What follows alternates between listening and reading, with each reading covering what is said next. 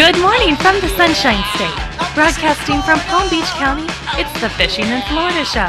Sundays from 8 to 10 a.m. on the WCET FM network. And now, here's your host, Riscala. All right, good morning.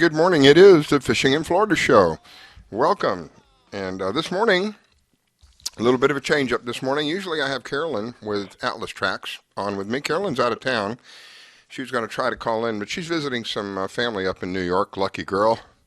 And Robert with Florida Fisherman Magazine has decided to step up to the plate and help me be the co-host this morning. So thank you, Robert. Greatly appreciate it. Welcome. Good morning. Yes, at least she's up there where it's not 95 degrees. Lord have mercy. Yeah, it's a lot cooler up there, but she's running into all kinds of situations up there she'll tell us about when she comes back. So any fishing this last week, Robert? Lots of fishing going on all over the state. There's obviously the mahi bite is still on. It's gone incredibly late this year, which is great. It is amazing. Yeah, the snook bite has been just red hot all over the state. Some great big bull reds being caught up in the northern part of the state. Lots of tuna. Just been a great week for fishing. So. Wow. Well, and looking at the at some of the statistics, let's see. Looking at the Wonder Map this morning. Looks like Florida, our part of Florida anyway, is relatively clean. There's a little bit of activity going on. I think it's maybe some leftovers from that hurricane around New Orleans. I got New York on my mind.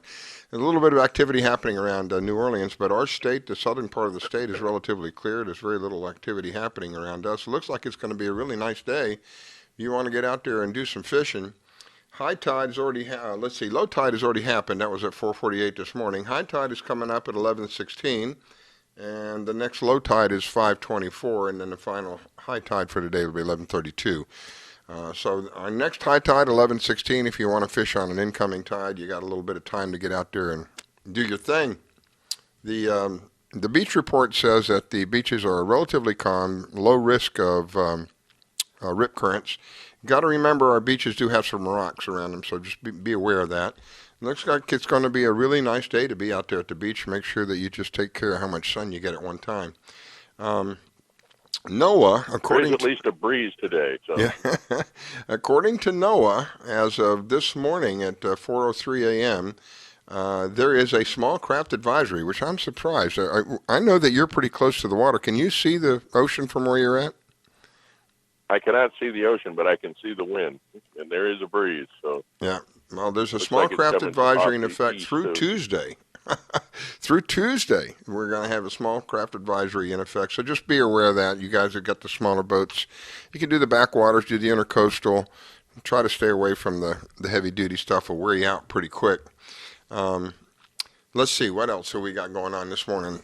We're going to have Heather Smith. She's a lady angler Robert's going to introduce us to her. I think we had her on a long time ago, didn't we? Long time ago, yes. Yeah, I think she is one of our editors for the magazine. She is also an angler that fishes all over the country. She's got some great stuff she's been doing. She just got back from Gloucester, Massachusetts, and caught herself a big bluefin tuna. Holy smokes. Before that, she was in Louisiana fishing for yellowfin tuna. So. Wow. Lucky girl. Well, we'll have Heather on in a little while, and then we'll have Robert Navarrro. Robert is a new guest. I have never had Robert on before. I found him on LinkedIn. He is a fly fisherman. He's going to tell us a little bit about what's going on with fly fishing. Trey West with Big Dog Tackle is going to give us a fishing report and tell us a little bit about what's happening with regard to the baits and stuff that they're selling. Becky Strain. Becky is with Castings for Recovery. She's going to tell us a little bit about how fishing and, of all things, I haven't had anybody with regard to fly fishing on in quite some time. And here is the second person. I'm going to have a guy and a girl that are going to talk to us about fly fishing today, and she's going to tell us how that is in relation to what she does, which is Castings for Recovery. We'll have a little bit more about that. And then we'll finish it off, of course, with Angelia, the Florida Salty Cowgirl. She's down there in the Keys. She'll give us a fishing report and tell us what the latest and greatest is going on down there in the Keys. And so I know this morning that you're planning on going to the park. How does the park look now? The park, because of all the erosion, is it's in need of some repair, but they're working on it on the bike trails. Uh-huh. It was flooded for so long that all of the shell rock is gone, and there's a lot of sand. So if you're a mountain biker and you're out there, you're going to run into a lot of sand that wasn't there before, and it's loose sugar sand. So just keep those pedals going, and you might not get stuck, but you're going to get stuck probably in a few places. So. We've talked about the park a couple times. I mean, I've been meaning to get up there and look because I haven't been there in years. But from what I remember, it's a very nice park, very large park, very nice park, a wide variety of activities that you can do there, right? Yeah. I think you can canoe, you can bike ride, you can barbecue. I don't recall how far it is from the ocean, though. Is there swimming there? I don't remember that. Actually, you shouldn't. There's gators, but that's probably right. But you can get out the intercoastal to the Jupiter Inlet from there. I see. Yeah. Or into the Indian River, whichever you prefer. So. And if I remember, yeah, there's a lot to do there. There's lots of water activities. There's fishing, kayaking. They got canoes there. They've got boat tours. There's a little island where there's an old shack on there. You can go see the guy who founded the park shack. There's a lot to do there. It's a cool park, and they take good care of it. And we're gonna have to get up here and take a look. It's nice to be outside. So they still have the paddle boats? No, I haven't seen any paddle boats anymore. Oh, too bad. That was one of my favorite things. Get out there in a paddle boat and see how fast you can go in a paddle boat. But I think you mentioned canoes. They have canoes? Yeah, they have canoes. They have kayaks. Oh, wow. A couple of different places where you can launch kayaks. As a matter of fact, there's a big event every June there. They have a big paddleboard and kayaking event there every June. So, you know, when we're talking about events, it's been cut back so greatly. Do you know of any tournaments going on? I do not. That's pretty I've been sad. working on the magazine for the last couple of weeks. I sort of got lost. I haven't really kept up with any of that, but. That has been Heather will know. Heather keeps up with a lot of that stuff. It's been heavily curtailed, and it's sad because, you know, when we started all of this, we were told two weeks, I think, is what the original number was, and here we are 6 months later, and we're still being told. I don't even know if all the boat ramps are open. Do you know if all the boat ramps are open? Oh, all the ramps are open as far as I know. Yeah. Yeah. I mean, it's just silliness. So, speaking of the boat ramps, I know that you have a special one somewhere near you, a secret spot that you won't share with anybody. Yes, it's the snook fishing capital of my town. So, did you do some snook fishing this last Actually, week? it's just, we have. We've gone a couple of nights. We go out there at night, and it's a social event and snook fishing.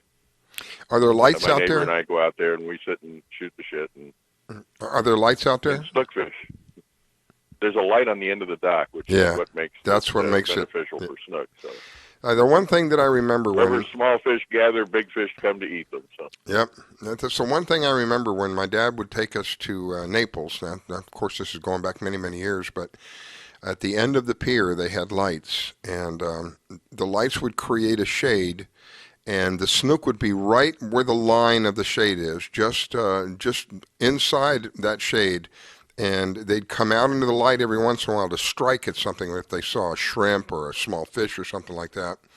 And that's how those guys they would take these poles. It looked like a cane pole, but if I remember right, it wasn't cane. It was like aluminum, but it was long like a cane pole. And they had a piece of aluminum pipe on the end of it with a hook. And all they would do is take this thing and put it in the light portion of the water where the light was hitting, and make a figure eight with it, back and forth, back and forth, back and forth. Sometimes they would do this for 15 or 20 minutes straight, just back and forth, back and forth.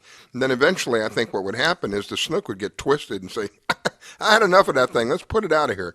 And they would bite. It was really, amazing. The time spent, the commitment. And the fish that they would bring up. I was always envious of them because I never could catch a snook there on the pier. The only place I've ever caught a snook was, I'll back up a minute. prior to this last fishing trip with my son, the only place I'd ever caught a snook was in the canals. I didn't think that they were out in the ocean. Silly thought, right? Oh yeah, they're out there. They gotta be out They're there. specifically in the inlets. Every inlet in Florida is just jammed with snook. So Well, you know, they love the inlets. I relate back to the experiences I had as a kid. We'd see them in the canal. We had saltwater canals down in Coral Gables. Coral Gables is a small town inside of Miami. And we had saltwater canals, so we'd see just about anything that was in the bay would be in the canals. You know, anything from porpoises to barracuda, we would see in the canals. And there was one area in particular that the snook hung out, and it was an area where this particular tree had branches real low to the water, and it created a shade, and that's where they would hang out.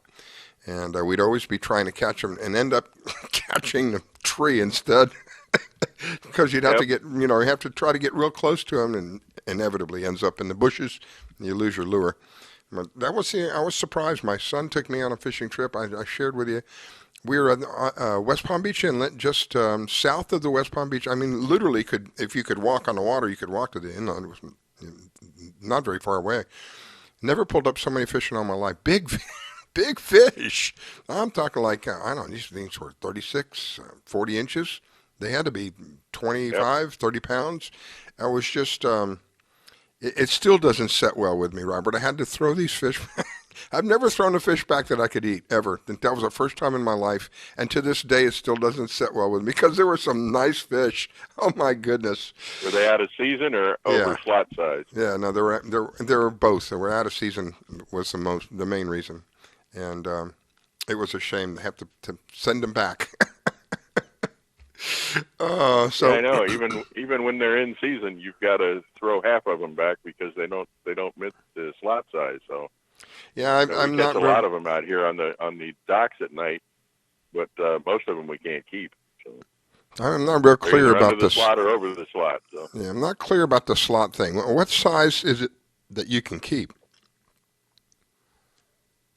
I believe it. Yeah, God, I don't even know. We've got a thing marked off on the cooler. Oh. I believe it's 23 inches. I was going to say it's like 24 inches. Yeah, that's what I thought. A couple of feet. It up, but, yeah. So it's. But we've got it marked off on the cooler that we sit on, so we just set them on the cooler. While you're out there, they match up. They don't. So. While you're out there fishing for them, you catch anything else out there? Any snapper out there? Any grouper out there? Not really. Every once in a while we'll catch a jack. If the jacks get into that pocket, they're the only things in there if they get in there because they just are voracious feeders. Jacks come in schools and they're crazy. They wipe out everything in the area and then they leave. So. Yeah. So are you using lures or are you using natural bait?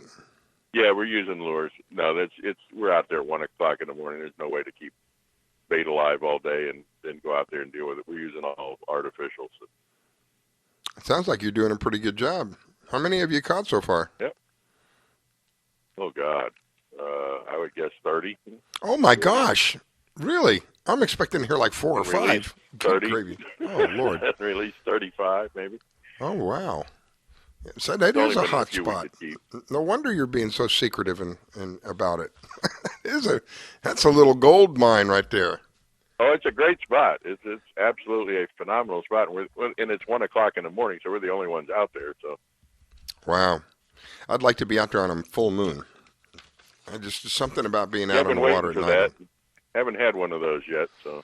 Something about being on the water on a full moon. It's just really, really just an awesome feeling. Snook fishing's fun because especially if anybody's a bass fisherman and you've never gone snook fishing, just consider that it's going to be a 40-inch, 40-pound bass that you're going after because their feeding habits are pretty much the same. The way they fight is the same. The way they jump is the same. Biggest difference is you can't grab a snook by the gills or you won't have any fingers left. But sharp gills. Extremely. Gill plates in those are just like razor blades. So you don't want to do that. Just grab them by the lip, and other than that, it's just a giant bass. So. It is a serious bass. Serious bass. And I'll tell you that last fishing trip I went on was absolutely amazing, where we caught We did catch about 30. I think there was three of us fishing. I know I caught at least 10. I'm pretty sure my son caught at least 10 and my daughter caught at least 10. So we caught at least 30 of them and had a tremendously good time. It's just the bummer about the whole thing was just not being able to keep one or two of them, get some dinner, take some dinner back home. But now that snook season is open, I'll bet that if we went to the same spot, they wouldn't be there. They're hiding. Oh yeah, the inlets are clean now. They probably left the inlets, but they come up into these backwater canals at night, and there's a lot of them. So wow, they're out there. So if I come visit, will you show me your spot? Sure. Do I have to have take the golf cart? Oh, you have to have a golf cart. No, we'll take the golf cart. They said. Oh, I see. Well, there was a couple of places we used to go down in the Keys. One of them, I can't remember for the life of me. I think it was called Jewfish Creek at one time. I think they got away from that name because it was racial or something. But it was a canal that, my gosh, there's probably 10 or 20 feet on either side of coral, solid coral. You know which one I'm talking about? I do. Right in Key Largo on the way down. Yeah. And we would fish the ocean side of that, the opening of that canal. Oh my gosh, some of this, just a wide variety of fish, snappers, groupers. We even caught peanut dolphin there one time. I was amazed that they came that close to the shore. Just one of those places where at the time it just seemed to be just teeming with life, all kinds of life. It's one of the things I miss about living down in Cutler Ridge before we lost our home in Hurricane Andrew many years ago. I would get my boat and we'd hop on down to Isla Mirada. And a lot of times on the way down to Isla Mirada, we'd stop by and see what's happening in that area. And if it looked good, we'd put the boat in and we'd fish that area. It was always a good trip down in the Keys. It was something that was always looking forward to. The water's, when I mentioned the water, I just thought about something. The last fishing trip I went on, I saw water that was very similar to the water in the Keys. Now, I don't know if we're cleaning the water up on our shore over here or what, but it was amazingly clear. I have pictures of probably 25, 30 feet deep, and you can see the big fish down there. I mean, you can literally 20, 30 of them down there swimming around. So I don't know if we're cleaning the waters up on this side of the state, if it just happened to be an unusually clear day. But are you seeing that where the waters are they're clearer here? It's definitely getting better. Good. No question about that, especially in my area because we had all those issues with the river. Yeah. And some folks, Brian Mast and some other guys got the Army Corps of Engineers together and got it cleaned up. The discharges from Lake Okeechobee aren't happening like they used to, so we don't get all of that fresh water, filtered into the salt water, which just kills everything. That was horrific. It was so bad. I mean, I remember, what was it, a couple of years ago, right, where we had over 100 miles on the west coast of sea kill, green fish algae. kill. Yeah. Yep, and just green algae everywhere, which, by the way, smells really bad. So not only does it smell bad, it's actually threatening to life, to all kinds of life. They found that Go ahead. Yeah, I was going to say it affects humans too. Yeah. It's just bad, but we have not had that huge green algae bloom. What a difference! That was one of the couple of years. One of the things I noticed when we were out there, looking down in the water, it was so clear, and I thought to myself, my gosh, we must be doing something right, because I haven't seen, the only place I've ever seen it like that was down in the Keys, where the water has this kind of an emerald greenish, bluish color, and just clear. Yeah, the water in Jupiter and Tequesta has been beautiful. Wow. All right, well, we're going to bring Heather Smith on here in just a couple of minutes. We'll go ahead and take a break. You're listening to the Fishing in Florida show. This morning it is Robert and Riscala, R&R. And we're going to do a little R&R here real quick. We're going to take a break. And yes, we all need more of that. So. Amen. Yeah, we're going to take a little break, and we'll be coming back in just a few minutes. And before we go, I want you to know that there's several different ways you can listen to us. The easiest of all of those ways is the app. We have upgraded the app. There was an issue with our app. On some of the Android phones, after a couple of minutes, the app would cut out. it would the phone would go to sleep and the app would come out cut out, and you'd have to start the app all over again. We got all that fixed. So if you've got the old app and it's cutting out, uninstall it, install the new one. It covers all of the latest versions of the Androids that are out there. I don't have it available for iPhone yet. We're working on that.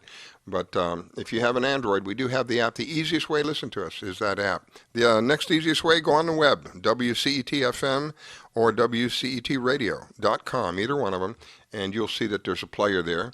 And if you're a Facebook fanatic, you can find us on Facebook. Go on Facebook, Fishing in Florida, click on Contact Us, and you'll be on the live server. In the meantime, don't go away, because here we go. You're listening to the Fishing in Florida show with your host, Scala Stevens. Don't go away. We'll be right back.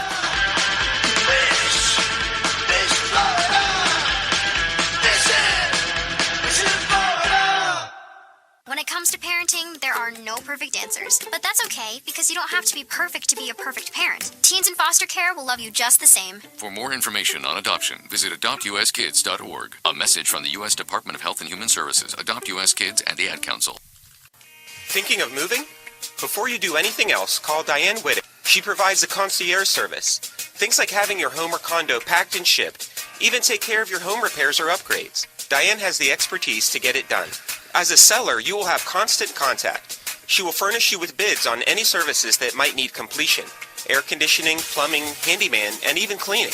Living up north and have a home to sell here in South Florida? Just give her the keys, address, and a signature. Your payment will be wired when the property is sold. That's right, Diane does it all. Thinking of buying? Diane has great listening skills. Tell her what you want, give her your budget, and like a genie, she will make your real estate wish come true. There's no regrets when you choose Diane Whittick. To reach Diane, call 561-247-5478. That's 561-247-5478. Do you need toner for your Epson, Hewlett-Packard, Canon, Brother, Apple, or Sharp printers? Look no further than Laser Technologies. In business for over 20 years, they offer the lowest prices on toner on the web. They can also repair your laser printers and toners fast and easy. Call their expert staff today at 561-792-9600 or email us at service@laser-technologies.com for all your toner needs. All toner is shipped nationwide. Why wait? Get the lowest prices on toner. Call or email us today. Do you have an unusual pet? Did you know that the Rainforest Clinic in Loxahatchee specializes in exotic pets? They see pets that other vets don't. Parrots and chickens, ducks, geese, turtles, snakes, goats, pigs, lizards, and even monkeys. Are you a beekeeper? Dr. Clubb, the first of her kind in the area? Yes, she takes care of bees as well. Dr. Susan Clubb has decades of experience and known around the world for her reputation as a premier avian vet. Located at 3319 E Road in Loxahatchee, just a short distance north of Okeechobee Road, you will find a modern clinic with in-house labs, which allow you to get your test answers quickly. You can find them online at www.susanclubb.com. That's www.susanclubb.com. Or you can reach her at 561-795-4878. It's Dr. Susan Clubb. That's 561-795-4878. The Rainforest Clinic located in Loxahatchee. 561-795-4878. Want to give your pet the celebrity treatment? Have you heard of Holly Wolf Pet Grooming and Care in Royal Palm Beach? They're located just off State Road 7 and have been servicing the area for 14 years. Holly Wolf Pet Grooming and Care is the home of the Blueberry Facial, also specializing in tartar removal with 8 years of assisting in dental procedures. Holly Wolf Pet Grooming and Care? They're more than just about dogs. They are the only experienced cat groomer in the area. They also cater to all breeds and sizes and open 6 days a week. Holly Wolf Pet Grooming and Care, located just north of the Super Walmart in Royal Palm Beach. You can find them at 250 Business Parkway. They specialize in shampoos with no extra charge. Flea and tick dips also available. Holly Wolf Pet Grooming and Care. You can give them a call at 561-793-9992. They also provide gift certificates for those looking for that special present. Holly Wolf Pet Grooming and Care. 561-793-9992. They're located in Royal Palm Beach. That number, 561-793-9992. Call for your appointment today. This station is now the ultimate power in the universe. We have ignition. Strap in. 5, 4, 3, 2, 1. I grab my fishing pole and cast it in the water. I fish until dawn. Oh my, I caught a shark. I'm fishing in Florida when the sun shines all day. If it's caught me a grouper, so I'm fishing in Florida. Oh yeah, fishing in Florida. Good morning from the Sunshine State. Broadcasting from Palm Beach County, it's the Fishing in Florida Show. Sundays from 8 to 10 a.m. on the WCET FM network. And now, here's your host, Riscala. All right, we are back. It is the Fishing in Florida Show. This morning I have Robert Warner. Robert is with the Florida Fisherman magazine. He's kind of stepping in for Carolyn. Carolyn, my regular co-host, is out of town. She's visiting family up in New York. She'll be joining me next week. She's going to try to call in, but I think she's going to be a little tied up this morning. In the meantime, many different ways you can listen to us. One of those ways is if you have the TuneIn app. We can be found on the TuneIn app if you go to Marina Rock Radio. Marina Rock Radio is one of our affiliates. We are so grateful to them. They allow us the airtime. They're out of Miami. So if you have the TuneIn app, go to Marina Rock Radio, and you'll hear the Fishing in Florida show every Sunday morning from 8 to 10 a.m. In the meantime, let me bring Robert back on. Welcome back, Mr. Warner. How are you? You holding up? I am great. All right, I think we Beautiful have. day. I think it is going to be a gorgeous day. According to the Wonder Map here, as I'm looking at the Wonder Map, there's very little activity in the southern part of Florida. A little bit going on up around the central part and northern part, but southern part of Florida, the south part is absolutely clear. It's going to be a gorgeous day for us today. In the meantime, I think we have Heather Smith on. Heather, welcome to the Fishing in Florida Show. Oh, thank you, guys. Good morning, everyone. Good morning, Robert. Good morning, Heather. How are y'all? Oh, we're good. We are looking at at a beautiful day. That's I don't know what part of Florida you're in, but we're looking at a beautiful day here in South Florida. She's in Texas. I'm in Texas, so it's going to be. I got to get some better glasses. You're just a hop, skipping, and jump away. You know, yeah. While I have somebody in Texas, how did you fare with all of the storms that were coming your way? Actually, I got really lucky. It hit 67 miles from my house, and It was supposed to come over my house, the eye of the storm, and last minute it veered a little bit to the east. Oh, my and goodness. it's just decimated from 20 miles from my house. That way, it looks like pixie stick. Wow. So we got really lucky. Well, I'm happy for you. Thank God that it did what that it avoided you. Unfortunately, there's a lot of other people that suffered from that. And then we had two more. I think it was a total of three now, right, Robert? 3 in that area. Yeah, there's another one in the Gulf right now. Lord have mercy. I didn't know about that one. Yeah, and my best friend Carrie, she's in Port O'Connor, and she's an angler, and it's actually it's going in on her house right now. So she's moving stuff around. So, yeah, wow. She actually was with me last week and fishing with the Wicked Tuna guys. My goodness. That's what I was just telling Riscala. You just got back from Massachusetts, got yourself a bluefin. A nice bluefin. I did. It was they haven't weighed it yet. It was I think it was like almost 300 pounds, 78. It was the measurements were 78 inches. That's actually considered a baby compared to the other ones. And so Paulie from the Wicked Pizza, Paulie and Ricky and Doug, those are my buddies, and we were sitting there talking, and Paulie said, that was a small one, and Ricky's coming down here to fish with me next month. And so the guys from Wicked Tuna are going to come down, and I'm going to bring them to Venice, and we're going to do Texas, and they promised they want me to go back next year, and next year we're going to get a big one. So I can only imagine what that fight's going to be like. A big one. 300 freaking pounds, and you want to get a big one. Yeah. I mean, they were like, oh, that's nothing, like oh my gosh. Anything under 80, they turn their nose up to. And I'm like, I'm over there thinking I've just scored my dream, Wow. We had, oh my gosh, I can't think of his name now, but he was on Wicked Tuna. He's one of the fishermen on Wicked Tuna. He was on the show with us a while back. And so did you get to keep this fish, or what do you do with something that big?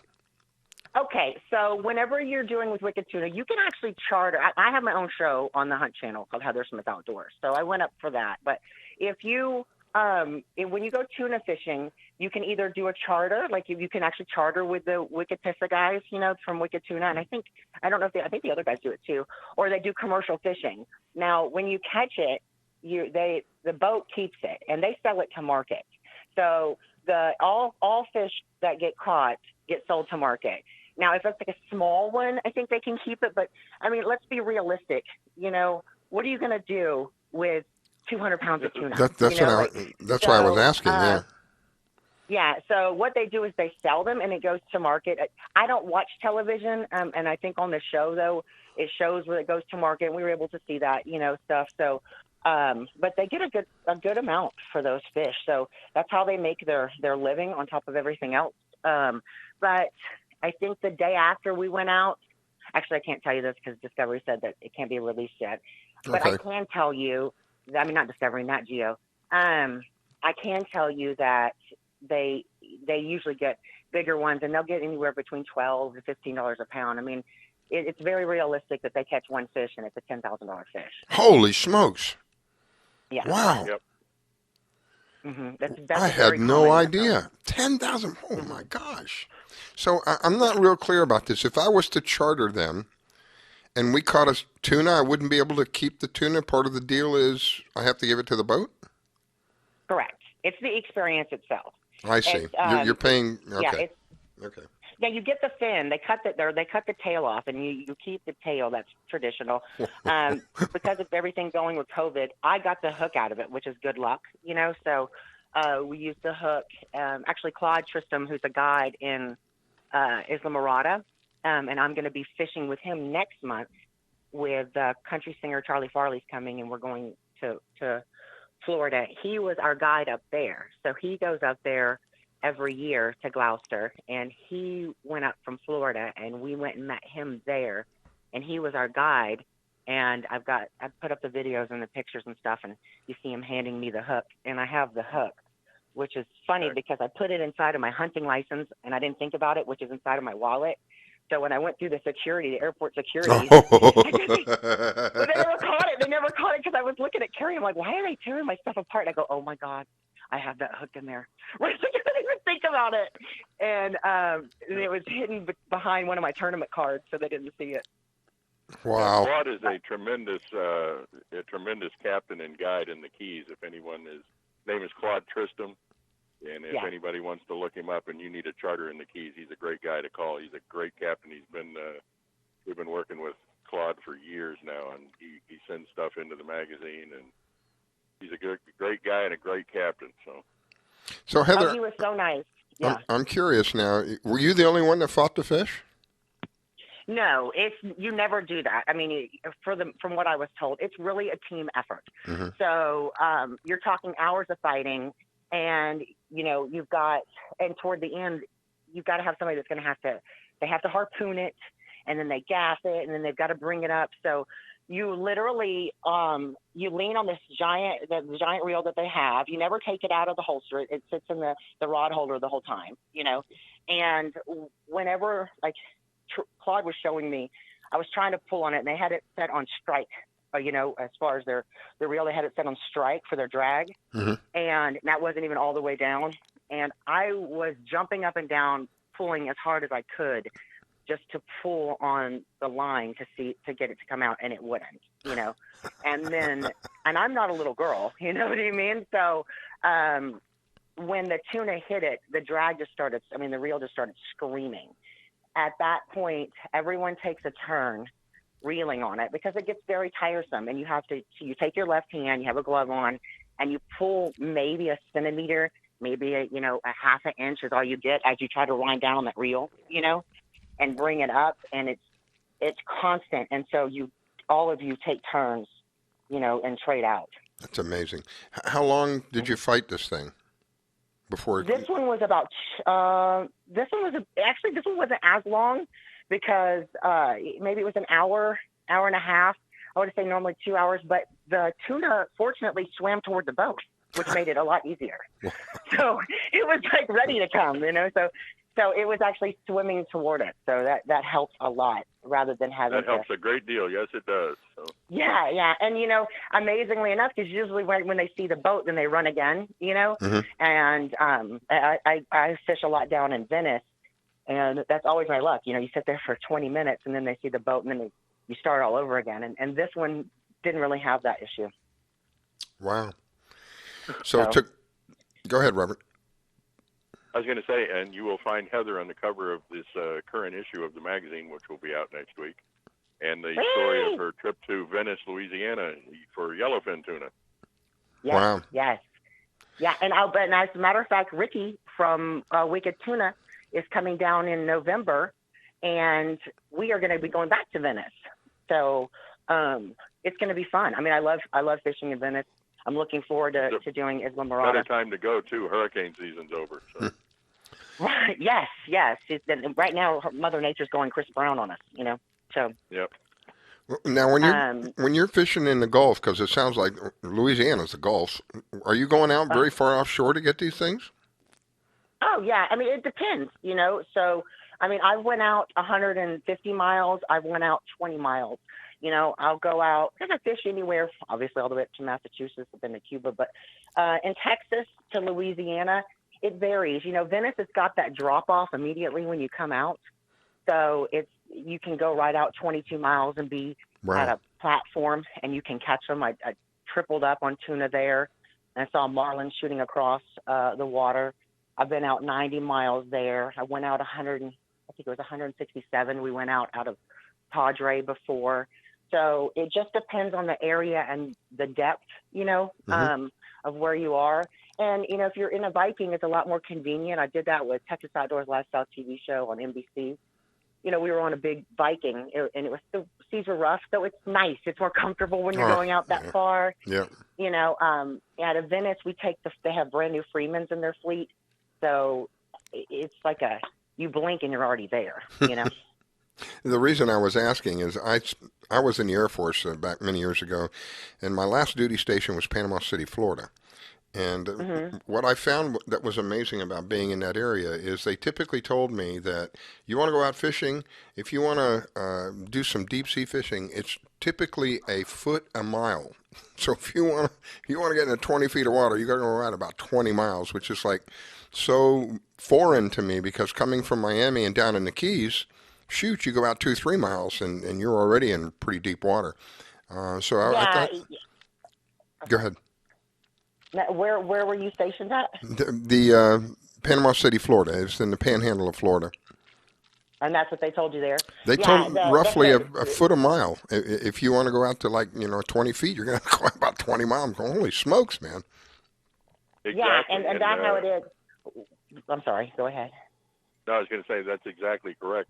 We're going to be, I'm going over sometime this following month to go to over on the West Coast with Ryan Harrington to go shallow water grouper fishing.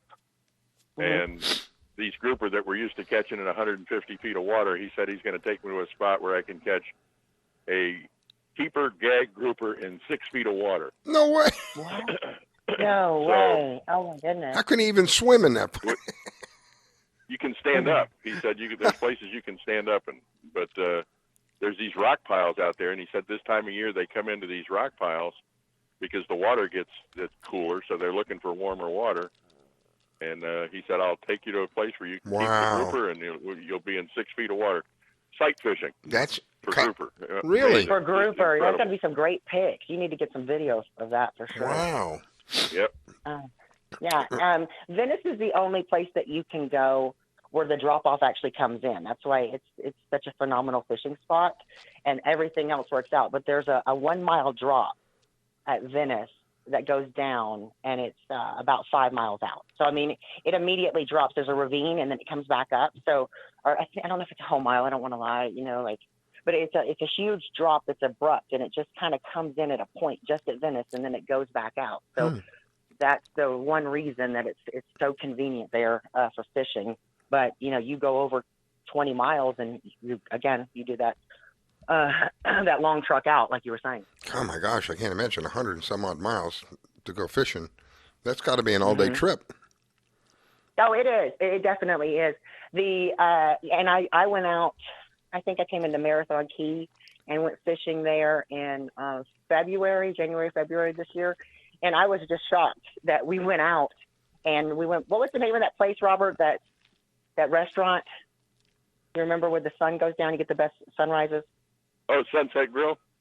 Yes, we passed Sunset Grill, and then like 10 minutes later, I was in Blue Water, and I was like, "What?" Because it doesn't happen here. It doesn't happen here. It's quick. And it was really cool to see the differences in the way that really quick. The ocean floor works and how easy it was. And yeah, where we are in the differences of color in the Keys is phenomenal. The watercolors, how they change. Yeah.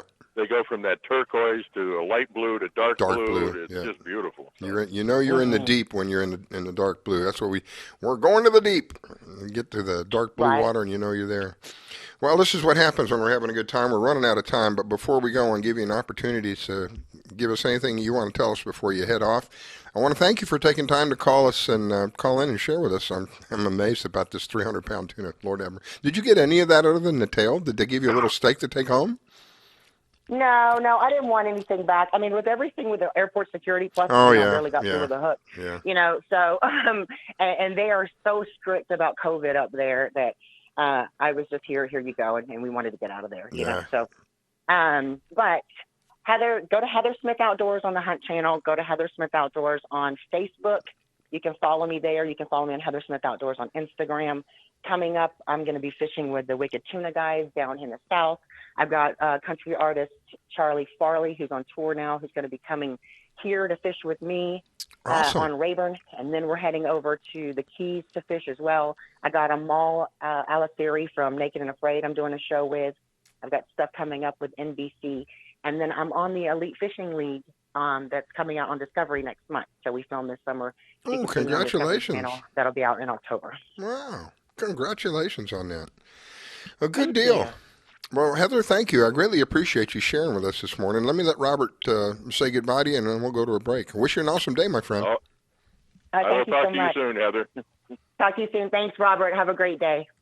You're listening to the Fishing in Florida Show with your host, Scala Stevens. Don't go away. We'll be right back.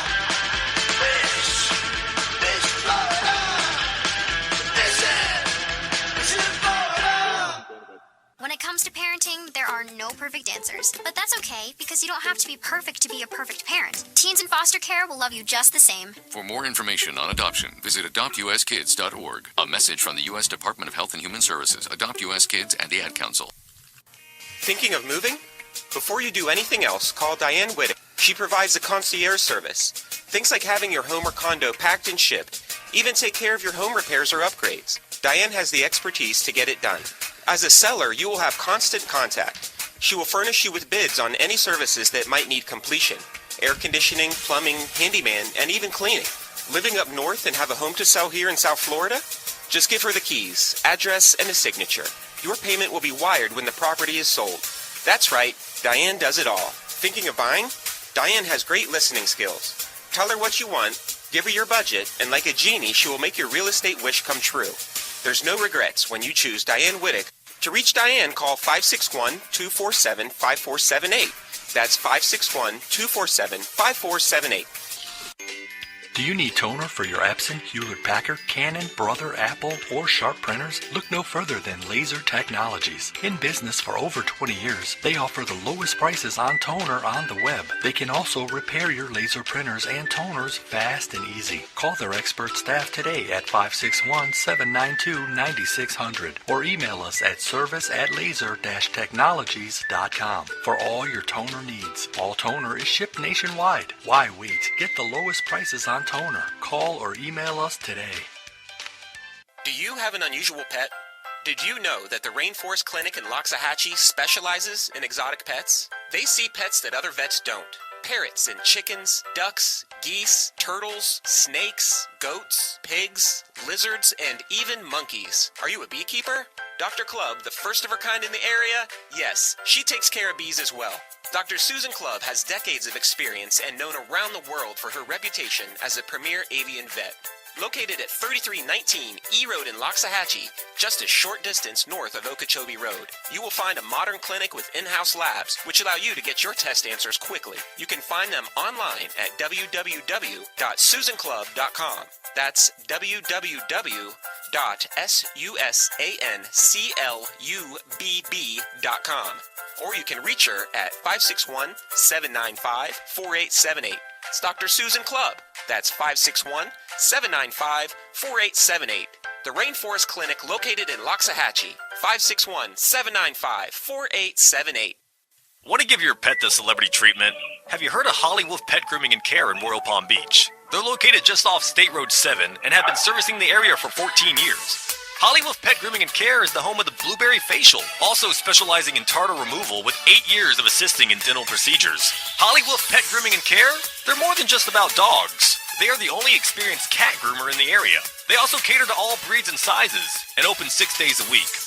Holly Wolf Pet Grooming and Care, located just north of the Super Walmart in Royal Palm Beach. You can find them at 250 Business Parkway.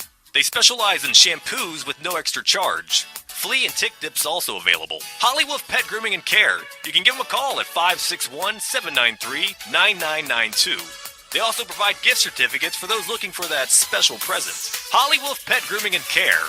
561-793-9992. They're located in Royal Palm Beach. That number, 561-793-9992. Call for your appointment today.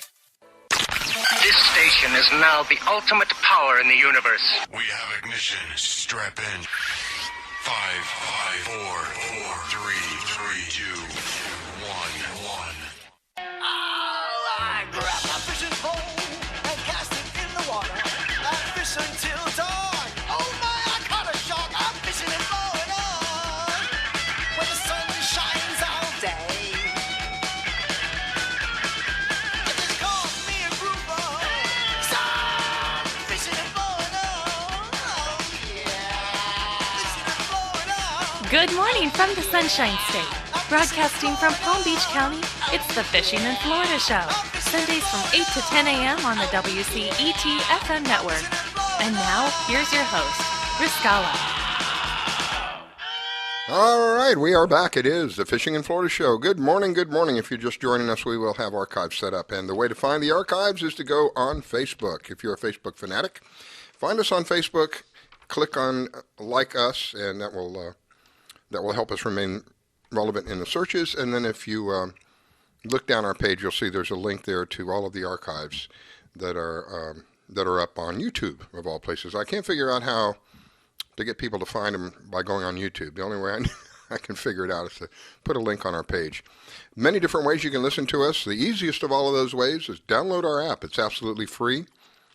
Why would you want to download our app? Well, we have a lot of different kind of shows on this network, and having the app allows you to listen to anything that's going on in the network. Another reason is there's no spyware, there's no adware, there's no push notifications. It's just a simple way for you to listen to our network. If you don't want to use the app, you can, and you're a Facebook fanatic, you can go on Facebook and click on Contact Us. Fishing in Florida Show on Facebook, click on Contact Us, gets you on the live server. If you are on the internet, you can find us on the internet at WCETradio.com or WCETFM.com. We have a player there. If you have the TuneIn app, you can go to Marina Rock Radio. Marina Rock Radio is out of Miami. Go to Marina Rock Radio and you can find us there as well. So if you have the TuneIn app, you can find us. If you have our app, of course you can find us. If you're on the internet, WCET Radio. If you're on Facebook, Fishing in Florida. Let me welcome back my co-host this morning is Robert Warner. Robert is with the Florida Fisherman magazine. And he's decided to spend a little time with me this morning because Carolyn, my regular host, my regular co-host, is up visiting with family up in New York. Welcome back, Robert. Yep, she's up in the cooler weather. So. She's going to be coming back to the hots here very shortly. And my next guest is Robert, I think it's Navarro. Is it Robert Navarro, Robert? It is Navarro, but everybody calls me Fly. Fly. So go ahead and call me. Everybody calls me Fly Navarro. Well, good morning. Good morning, sir. How are you guys doing today? Good. Excellent. So how's the fishing been? Fishing's been good. Got out on Friday. Caught a plethora of different kind of species, bunch of snook, sheep's head, mango Ooh. snapper. So it was a good day. Right before that cold. Where do you fish out of? Don't tell him, Robert. Don't tell him, Robert. He'll be there in a heartbeat. Well, it's so funny because primarily I fish around the world. Because of COVID this year, I've been doing a lot more fishing here at home. Normally, I'm fishing. At the beginning of the year before COVID hit, I was in Japan. Holy smokes. Okinawa. I did Guam, Seychelles, Dominican Republic, and then kind of really shut me down on traveling. So I've just been doing a lot more here at home. I was supposed to leave tomorrow morning to go to Boston to go do some giant tuna fishing, but because of Hurricane Teddy, we've had to postpone till October. We were just talking about that, weren't we, Robert? Yep. Now I got two Roberts on, so I have to figure out how to. Just like I said, just call me Sly. That's all I'll answer to. It's easy to remember, and it's definitely distinguishing. So why would they call you Fly, Robert? Man, it's been a nickname of mine for about 25 years, and my company is named after that. I have several companies that are all based on Fly Zone Fishing, Fly Zone Outdoors, the Fly Zone. So it was a nickname they hit me up with in my 20s, and it's just what everybody in the fishing industry knows me as. And I've branded everything off of that. It is. Did you about do a lot of fly fishing at one point? Yeah. Actually, I did a little bit, but not too much. Again, it's one of those things you can't pick your nickname. Your nicknames pick No, you. you don't. You don't get to do that. No, you don't. So. No, sir. No, sir. So you said you're fishing a lot in your home area. Where is that? I live in Palm Beach. Okay, so you're local. He's a neighbor. I'm a local boy. I went to all the local high schools. I went to Forest Hill High School, went to FAU, got my degree to be a teacher. And once people knew I spoke Spanish, I kind of got shipped to Central and South America and started fishing down there. And I'm like, I'm having more fun fishing. So I started doing that. And I worked on boats for about 25 years. And then about 6 years ago, I got back from running a boat in Hawaii, and I started this marketing company to promote fishing through social media all around the world. So I help a lot of locations put on events. Like I said, I was in Japan. I just took a position to create the first all-release Blue Marlin tournament in Okinawa, Japan. I have a tournament I put on in Saudi Arabia, have one in Seychelles, one in the Dominican Republic, and one in the Bahamas. So, and if we don't open up our borders soon, I might have 18 tournaments next year if I'm not careful. Everybody's calling me up to put on events to get people out fishing. Are you able to? I got to get in touch with you, so I got to get What's you that? in the magazine. So I got to get him in the magazine. Yeah, absolutely. He's a good candidate for the magazine. I had no idea he had been literally all over the world. I met. And right now, I'm in the process of launching my first book. We are, because of all this COVID, we've added 9 million new fishermen in the country. Wow! And so one of the things that we're working on right now, and we're working on pretty diligently because we want to have it out by Christmas, is Best Catch 2020. It's a book on the top 60 tournaments of the Americas. And this is offshore, inshore, and freshwater. We have tournaments from Seward, Alaska, down to Salinas, Ecuador on the Pacific side, from Maine all the way down to Puerto Rico on the Atlantic side, and all the different states in between. So we've been working really hard on that just to highlight our sport and the people that put on the events that highlight our sports. So you say we've added 9 million fishermen? 9 million that we can count. The number could be 33% higher for people that aren't registering and getting licenses. Yeah, we've added 9 million new fishermen in this country since the beginning of COVID. Wow. So people are wanting to go outside. They want to enjoy the fresh air. And really, fishing is one of those sports that's built for social distancing. As you said earlier, don't tell them my spot. No, I don't tell anybody my spot. So. Fly. But, I'll take you to it, but that's it. So blindfolded. Yeah. Yeah. He has a special spot that he boasts about where he catches all the snook. And so I was asking him to reveal the area. It's like trying to get a top secret out of somebody, you know. It's no. I was fishing a sailfish tournament probably about 6 years ago, and we had just released a triple header. We were in the lead for that day, and my phone starts blowing up, and my deckhand, he had said, "You don't have to answer that phone call." I'm like, no.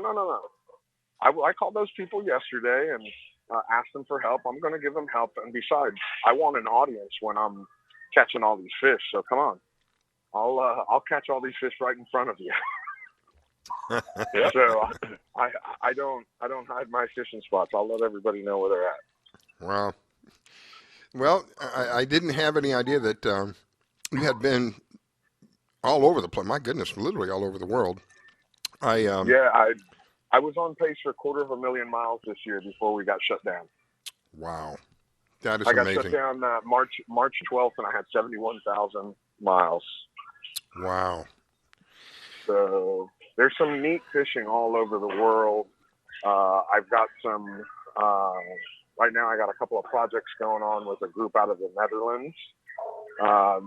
There's some unbelievable urban predator fishing that they do in Europe.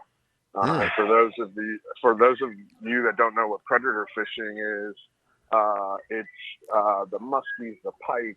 They're very similar, like a freshwater barracuda. Yeah. But they're in all the cities, so you literally are fishing in amongst the cities, and it's very, very interesting. So they get pretty big too, right? Yeah, they'll get them 20, 30 pounds. Yeah. What's also big over there is carp fishing, and I know here in the U.S., one of the tournaments that we've asked to be in the book. It is the U.S. Bow Fishing Championship out of Branson, Missouri. And it's carp fishing, but they do it at night with a bow and arrow. Wow. And it's attached to a reel on your bow. And what a neat tournament. Just the format, very family friendly. Get everybody out there enjoying their boats on the lakes and rivers. Wow, my cup of tea. Are the carp, are they the ones that jump up all over the place when you run your boat down the water? Is that what I'm thinking of? Those are Asian carp. Yeah. Those are Asian carp. Asian carp. That is bizarre. I don't know if anybody's ever seen that, but there's a couple of videos that you can find on YouTube where people are riding down the canal. It looks like a canal. And everything seems to be relatively normal until they hit this one particular spot. And it's like somebody electrified the water. The fish are literally jumping up out of the water. Some of them even jump in the boat and hit the guy that had his hand on the motor. It was amazing. Actually, that video was just sent to me again on Friday. The guy was running the boat and took one right across the chin. Yeah. Yep. I'll tell you what, there's some amazing content out there. Unbelievable. That people are putting out there. It really is amazing. I watched that fish hit that guy, and I thought to myself, well, that's karma. That's what you get for going after the fish. They're paying you back. You know what? If that's the case, I wouldn't be able to go to sleep at night worrying about all the fish that are knocking on my door. Yeah. Oh my goodness. So I know that you're somewhat restricted now to the traveling. Have you got any plans for doing any tournaments that you're aware of in the area? So I'm on the board for a tournament here locally. I'm on the board for the Buccaneer Shellfish Tournament. I'm going to fish and that's in January. I have on my schedule to fish the Silver Sailfish Derby, which is part of the West Palm Beach Fishing Club. Mm-hmm. And then I also have planned, the IGFA is putting on a tournament in February, and I have some guests coming in from Saudi Arabia. If the border's open, I have some guests coming in from Saudi Arabia to fish that. My same partners that I put on a tournament with over there. I've invited them to come over here and fish with me here. But there's a lot of things that we're just kind of waiting. We had a tournament that we had planned for West Palm Beach in the middle of July last year. We canceled it due to all the social distancing rules, and we just wanted to be safe for everybody, so we postponed it till next July. We're also working with the city of Sarasota about possibly putting on a Triple Crown event over there next summer. So we got a lot of good things in the works that we're working on, and who knows if this fall this weather continues as nice as it is, we might quickly put together a nice walking tournament just to get people out and using their boats. People want to go outside. They want to use their boats. They want to go fishing. Yep. So let's, we have the availability to create. We have the ability to create whatever we want. Or whatever the people want. Mm-hmm. So let them get out there and use their boats, and as long as everybody's being safe and enjoy this great sport that we have. So I think that's our biggest thing. It's just we want to keep everybody safe, and then whatever restrictions that are placed around us, build something that fits into that. Yeah, So, I agree with you. Absolutely. I think here you in do South great work there, my friend. I think here in South Florida we have one of the greatest fishing communities there is. I'm always hearing awesome news about how they reach out and help each other in many different ways, give back to the community, and just help over and over and over again. Fly, I want to thank you for calling in this morning. What a real pleasure it has been. I'm going to ask you to come back sometime in the future and give us an update on some of the things that you're experiencing. I didn't have any idea that you'd been, my gosh, all the way around the world. And how about this? If you guys have a chance, I'd love to invite you onto my podcast. Sure. We have a podcast. We started it. I started in my driveway just because I wasn't able to track because of COVID. I started in my driveway going live on Facebook, and we were getting 15, 20,000 people watching just to find out what boat ramps were open, what states were allowed to fish in. And after a few weeks, I'm like, this is South Florida. This is hot. Mm-hmm. So let me go inside, and there's got to be some software that I can invite fishermen in. So now we get fishermen from all over the world. 2 weeks ago, I had my contact from Japan. I had him on live. And we do this live. We do it live on Facebook and live on YouTube. Hot dog. And we get people. They can chime in and ask their questions, and then we pull out the audio, and then we let it live on Spotify and iTunes and Alexa Play and all that other stuff. And just all we do is talk about fishing, whatever you want to talk about. Wow. Well, that's definitely my cup of coffee. That's definitely mine. All right, my friend. Well, thank you so very much. And let me give Robert an opportunity to say goodbye. And Robert, I think you're off for now, right? You're gone? Yeah, I'm headed for the bike trails here, but Mr. Navarrro, it was a pleasure meeting you, and I will be in touch with you. I don't know how to find you, but I'm sure Michelle does. Yeah, I'll get you his phone number. He has my phone number, and if not, all you got to do is Google Fly Navarro. It'll put you right on top of me. I will do that, and we will get you in the magazine. You do a lot of great things for the sport, and we all appreciate it. Yep. Well, thank you guys for having me on the show today. I really appreciate it. Well, thank you, Fly. It was truly an honor and a privilege to have you on. Looking forward to having you on again. Wish you an awesome day, my friend. All right, guys. Have a great day. You're listening to the Fishing in Florida show. See you later, Scala. Scala Stevens. See you later. Don't go away. We'll be right back.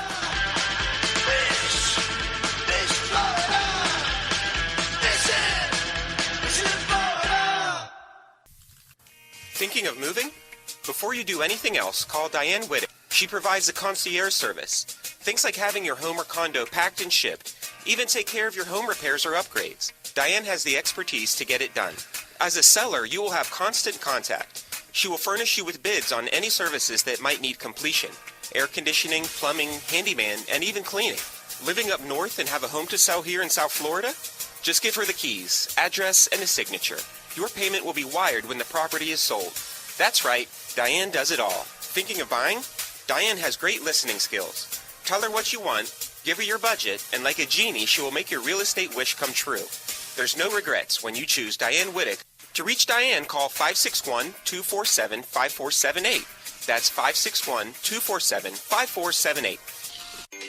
Do you need toner for your Epson, Hewlett-Packard, Canon, Brother, Apple, or Sharp printers? Look no further than Laser Technologies. In business for over 20 years, they offer the lowest prices on toner on the web. They can also repair your laser printers and toners fast and easy. Call their expert staff today at 561-792-9600 or email us at service@laser-technologies.com for all your toner needs. All toner is shipped nationwide. Why wait? Get the lowest prices on toner. Call or email us today. Do you have an unusual pet?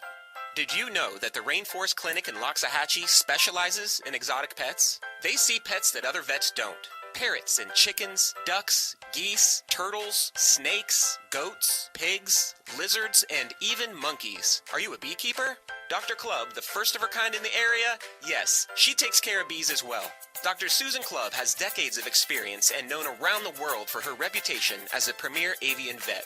Located at 3319 E Road in Loxahatchee, just a short distance north of Okeechobee Road, you will find a modern clinic with in-house labs, which allow you to get your test answers quickly. You can find them online at www.susanclub.com. That's www.susanclubb.com.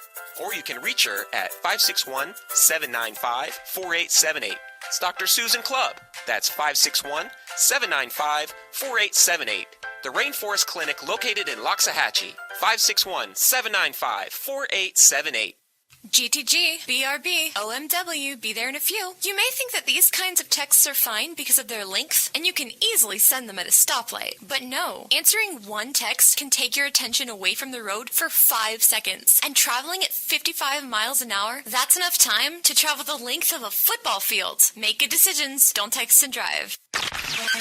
While other stations just talk a good game, we win it.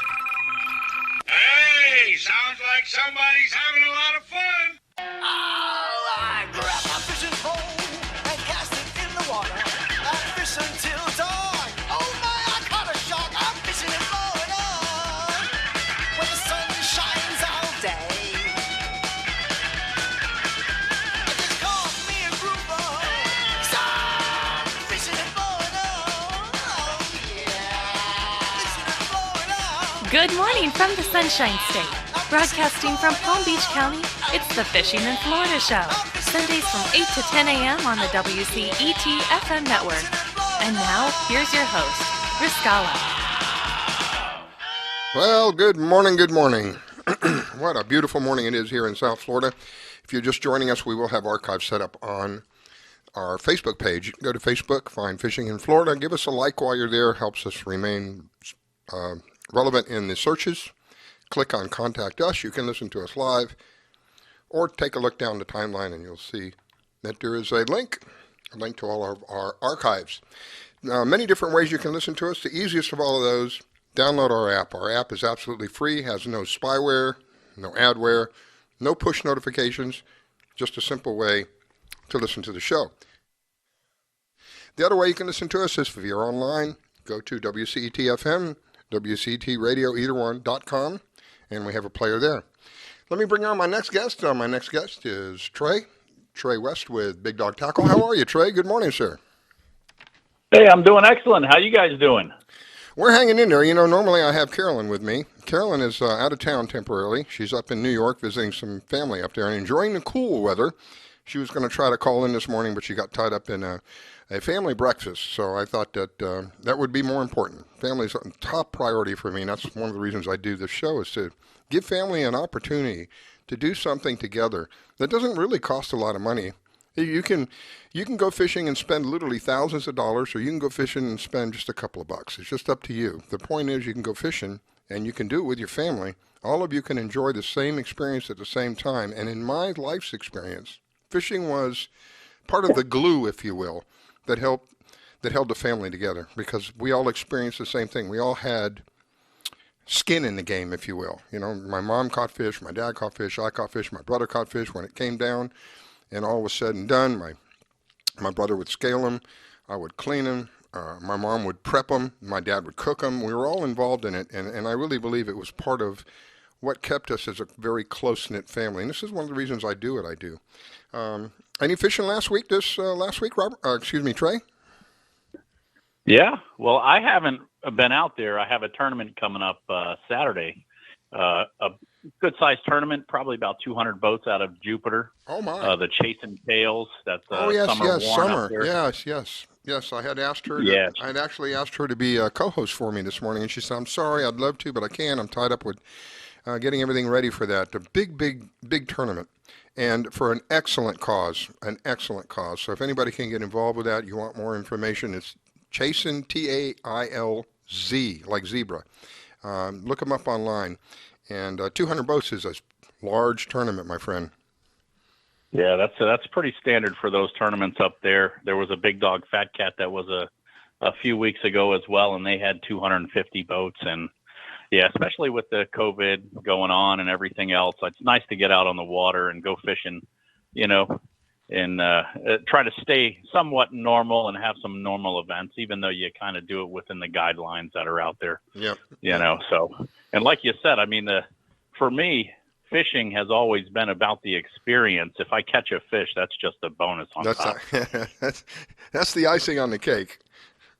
Yeah, for sure. What seems to be what seems to be the popular bait right now? Well, so right now we are, this time of year, it tends to be a little bit of a lull, but we are seeing some decent-sized dolphin being caught out there. You got to finding those, I call them UFOs, unidentified floating objects, where the mahi tend to congregate. Yep. And then also the wahoo bite has been picking up. We're getting into that season. Wow. So, popular baits, the trolling technique with some ballyhoo on top, or even some trolling lures with, I always like to have a planer down under the surface, maybe with a sea witch and some bonita strips. Always a productive technique of fishing. And have you got, I think you were the one, you have, what do you call it? Pre-rigged baits. Was that the correct term? You have baits that are already rigged and ready to go. You literally have to just tie them on your line.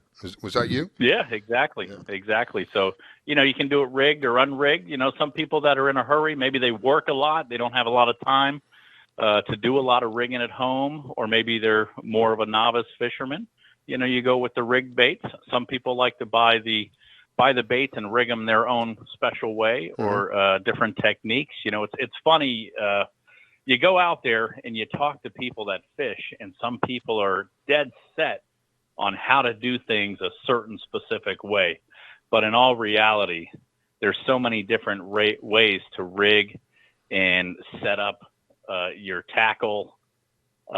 Everybody does it a different way, and it's more geared to what you're more comfortable with as the angler, or even as the captain. And a lot of people come into the store and they're like, "Trey, I need this, this, and this," and I'm like, "Okay, but there's also other options." I try to give them some other options, maybe not necessarily direction, but I let them make their decision on what they're more comfortable with, because you can get 10 different answers from 10 different people on fishing. And the store is open today, right? Oh yeah, we're open 7 days a week at 6:00 in the morning. My goodness, I thought that was. Were you the one who you can? And I don't know what the correct term is, but you can put line on people's reels. Was that you? You do that too?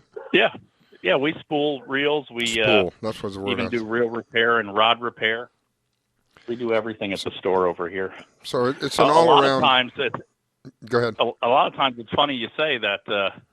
People come in and they're not sure what they want to do, and I just tell them, "Hey, why don't you just go home, get all your tackle, get your tackle box, bring it in. We'll rig it all up here. We'll get your tackle box set up. We'll get you set up, and we take the time, spend the time with the customers to get it right.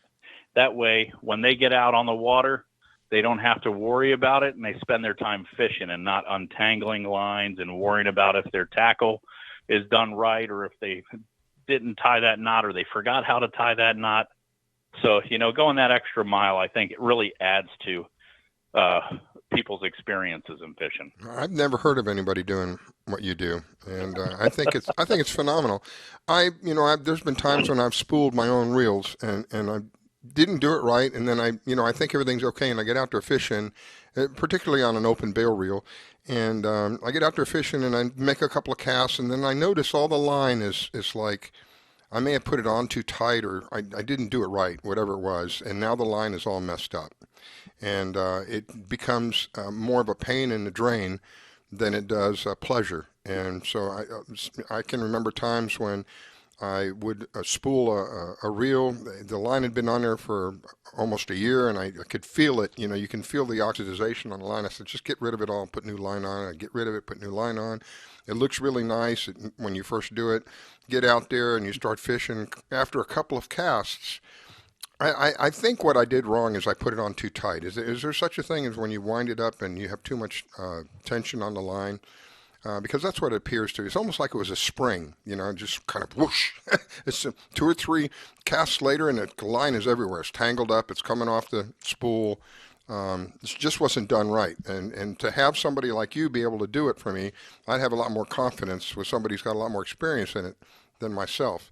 And then be able, like you said, be able to go out there and go fishing instead of being able to go out there and getting frustrated and having to deal with something that you weren't prepared to deal with. For sure. And just for your line example, there's a couple things that come into play with fishing line, especially monofilament. Yeah, and this was mono. Yep. Yeah, I don't know if it was put on there too tight, but I know if you put too much, if you go past a certain point on the spool, it'll have a tendency to try to jump off the spool. Mm-hmm. And also, it depends on the type of line, because some lines are softer and some are stiffer. And even the less expensive line, they have a lot of memory to them, so they're very curly, which causes them sometimes to want to jump off the reel as well. Good point. So a lot of factors go into it. There's something I didn't consider and this was, in the days when I probably bought some lesser expensive line. It wasn't really, and it was mono, because that was one of my favorites back then. And I don't think I overloaded the spool. I think what I did is when I put it on, I just inadvertently put it on too tight, and then it was like a spring. Once it got a couple of casts out there, it was like a just whoosh, came out all over the place. Right. And it's frustrating. So I'm ever so happy for people like you. I could take you my stuff, and bring you my tackle box, and you just set me up, and all I got to do is worry about catching fish. And don't even have to worry about it on a day like today. It's so pretty out there. Are you near the water? Oh, we are, and the wind has kind of died down a lot yesterday and today, and it's just beautiful out there. It's like glass. A lot of people were going way offshore to do sword fishing yesterday, and even trolling, and yesterday was a phenomenal day. It was like glass out there. Well, I'm looking at the Wonder Map of Florida again, and we're looking at the southern part of Florida from the central down on all the way down. It's pretty clean. There's not a whole lot going on. It's going to be a pretty clear day. The only thing I see that may be of concern to people, if you're going out on a boat today, according to the marine forecast, the NOAA marine forecast, they are going to have a small craft advisory, believe it or not. It is supposed to be in effect up until Tuesday. I don't know why, because it looks like it's just going to be an awesome day. I'm out west. I'm not real close to the ocean, but I mean, it is just still out here. And typically, if it's still out here, it's not much more as you get a little closer to the ocean. So they may take that down. Just be advised, if you're going to go out in a boat, make sure you check your advisories. As of 4:03 this morning, according to NOAA, there is a small craft advisory out, and it is in effect until Tuesday evening. So if you plan on taking your boat out, please make sure that you check with that first. And if you're one of those people who is, what's the word I'm looking for? Committed. You may want to be committed. If you're committed to go fishing in a boat today, maybe try the backwaters or the intercoastal. I remember days when I was just, excuse the expression, hell bent on fishing, and the seas were 2 to 4, and it wasn't too bad. And by the time we got back, it was 4 to 6, and we paid a price. We paid a price those days. As we get older, we take that into consideration. We did. We paid a price. So, but there's a lot of places you can go. You don't have to deal with the rough seas. We've got a couple of fishing piers. Have you got fishing piers near you? We do. We have a lot of fishing piers, and we have a lot of drift boats and a lot of different options that are a lot more affordable than going to buy your own boat in particular. Mm-hmm. And I actually have a really exciting, I guess, I don't know if it's an event or just something that's happening locally, is we have one of our charter captains that owns the Sea Legs drift boat down in Dania Beach. He actually bought a very big vessel, 135 foot. I guess you would consider it a long range charter fishing boat. So it's like a drift boat, except it has sleeping quarters underneath, so they can go out for days at a time instead of just going out and coming back same time. And the name of the boat, which is near and dear to me and probably you too, the name of the boat is American Patriot. Oh, and it sweet. It was one of the boats that they used in the beginning of 9/11 to transport people back and forth from the island. Wow. American pretty Patriot. amazing. Yeah. I had heard of fishing trips. I think it was either out of the Keys or out of one of the islands off the Keys, where people would go out for 3 days at a time. That sounds like what you're describing. They'd be out there for days at a time fishing, and then they come back with a huge catch, and they share the catch with the boat, as well as they get to take some of it home with them. That would be awesome. I'm trying to dry Tortugas. They have those vessels down in Key West, like the Yankee Captain, which is great. And this is actually the first boat that I know of up in Broward County. And this vessel, it's going to do some trips, like 3-day trips in the beginning, to go down to the Keys and fish the humps. Wow. But come springtime, they're going to do 5 to 10 day trips over to the Bahamas, fishing the pocket for yellowfin tuna. Oh my gosh. Wow. How amazing is that? Wow. I'll be looking forward to hearing about some of that. That is sounds like an awesome, a lifelong, what am I trying to say? A lifelong memory. I mean, my gosh, to be able to spend that much time. One of the places that's kind of eluded me was Bimini. I've heard all kinds of stories about. They didn't call them pockets; they called it something else. But it was areas that were just seemed to be teeming with different kinds of fish, whether it was groupers or snappers or yellowtails. And they would come back with, oh my gosh, stuff that would just knock your socks off. The pictures was just amazing. So it was one of the places that I've never been able to really enjoy. I want to see if I can get to do that maybe here, and possibly in the next year or so, once they start backing off of some of these restrictions. Everything is so difficult now, so cumbersome to go anywhere, do anything. We've got to be able to get back to some degree of normalcy, and the way that I see that is go fishing. The ocean's still there. The ocean's still beautiful. Still, fish are still there waiting for you. Go fishing. Yeah. Well, and this type of trip, it's relatively affordable for the average fisherman that doesn't have a 30-foot boat or a 40-foot boat to drive over there, spend insurance on a boat. You pay one fee, you get a trip of a lifetime, and you get to experience parts of the world that most people don't ever get to experience. How cool is that? So I'm really excited about it. That's great. All right, my friend. And it's funny. Go ahead. You mentioned the Bahamas and the great fishing. So think about the Gulf Stream as it comes up the East Coast. It's heading north. Mm-hmm. It funnels its way in between us and Bimini and the Bahamas, and it works its way north. And these channels of islands create these pockets of current where these fish move through on an annual basis. So that's kind of how to think about the Bahamas. And even going south to the Caribbean islands, this current moves through these islands and just pushes these fish through. So it's a very unique place we live in. It's only 50 miles away. Amazing. It is. It surely is. A whole nother world, when you get over there. Yeah. I've been to the Bahamas a couple of times, and I was amazed at we were snorkeling. I was amazed at the clarity of the water. Wow. It was just almost like swimming in a pool, literally. It was so clear. You could see these fish. I don't think they were more than an inch long. We were Now, snorkeling for me, where I was at, at the top of the water basically, and we're in 10 feet maybe, 10 maybe 12 feet, but you could see these fish not more than an inch long. That's how clear the water was. Just beautiful, just gorgeous. All right, my friend. Untouched, amazing. I am out of time for this slot. I want to thank you, Trey. Before we go, a little bit about Big Dog Tackle. Trey does have a tackle store. Where's the tackle store located at, and how do they reach you if they want to reach you? Yeah, so Big Dog Tackle, we just passed our 2-year mark in May. Congratulations. And we are located in Pompano Beach at the corner of 14th Street Causeway and US 1 Federal Highway. And we have a website, www.bigdogtackle.com.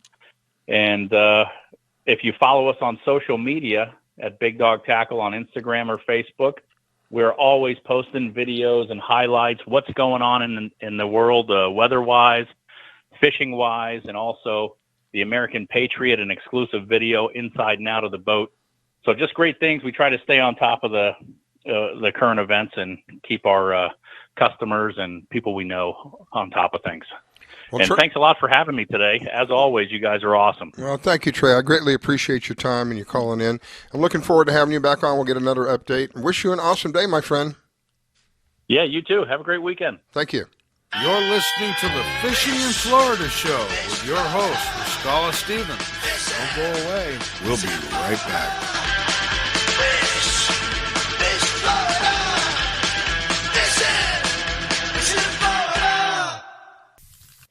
Thinking of moving?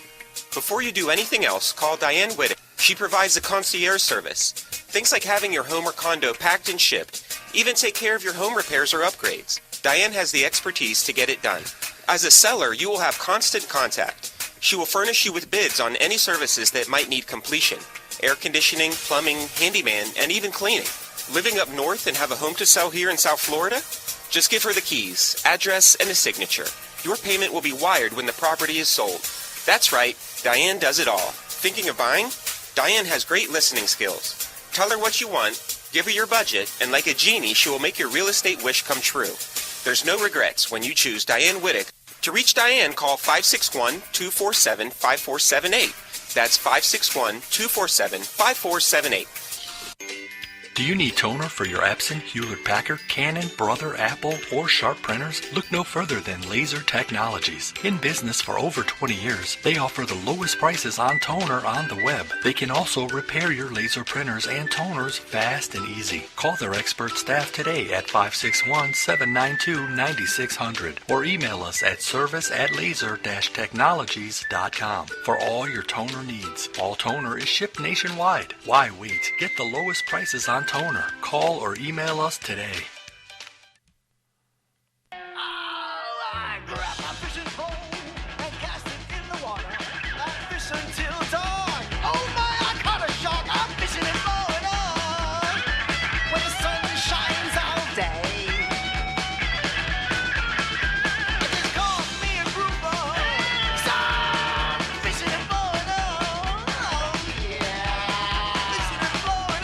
Good morning from the Sunshine State.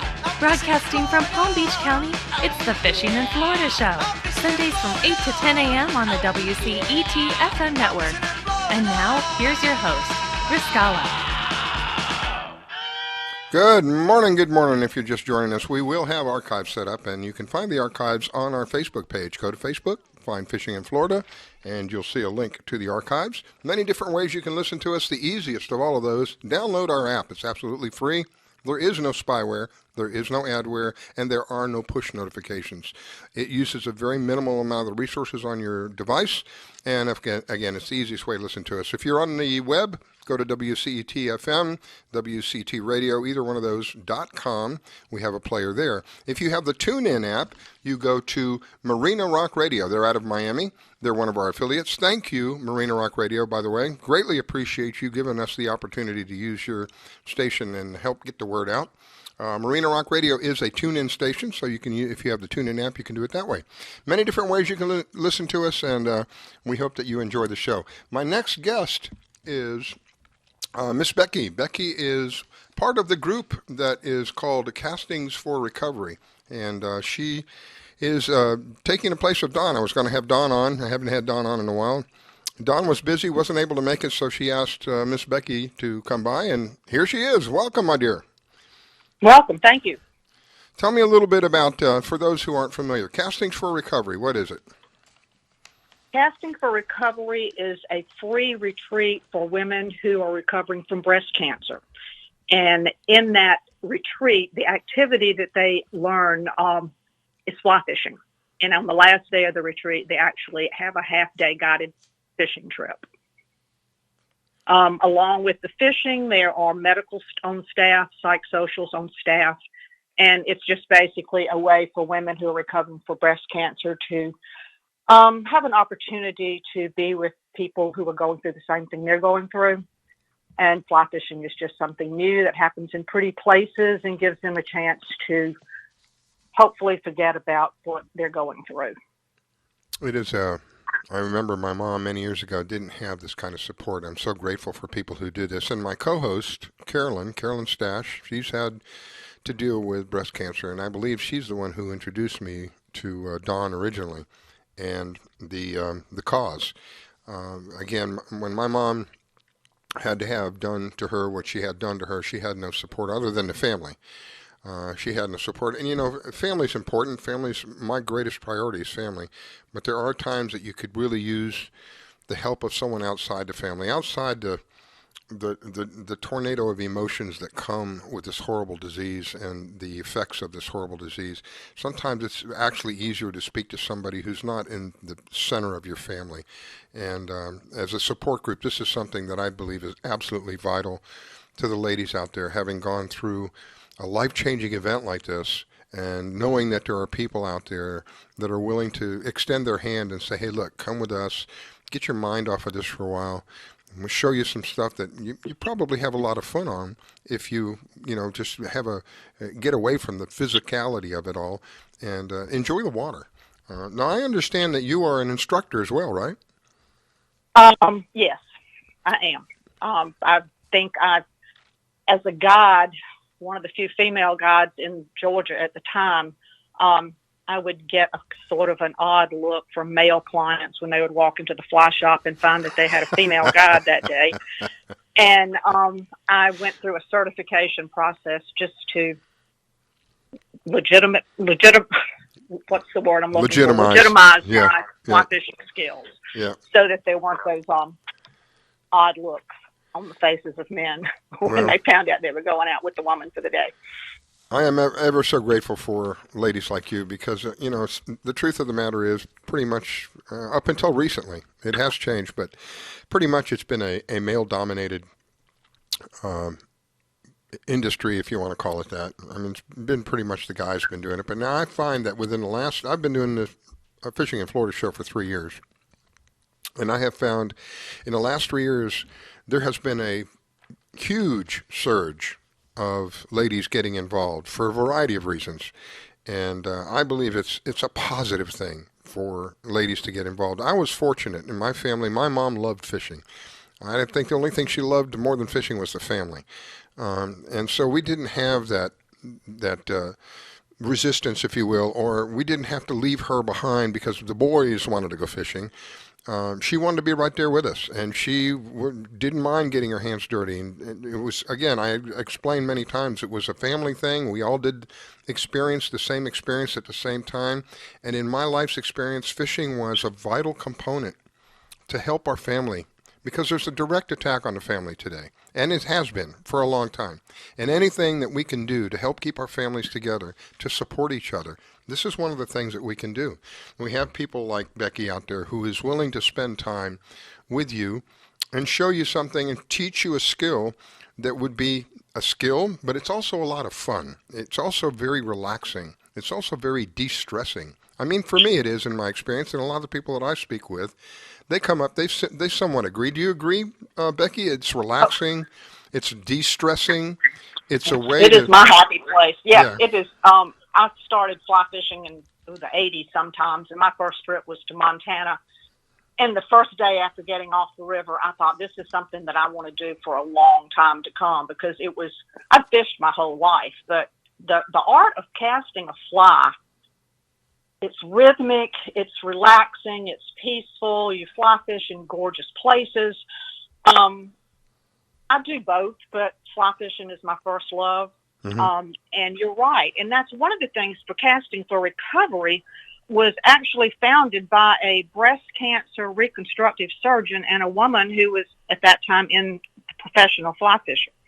And the rhythmic motion of the casting of a fly rod is good for the support of muscles after somebody has had surgery or radiation, or it's just good therapy for them. Plus the therapy of being out and doing something new and getting away from the stressors of your everyday life. Yep.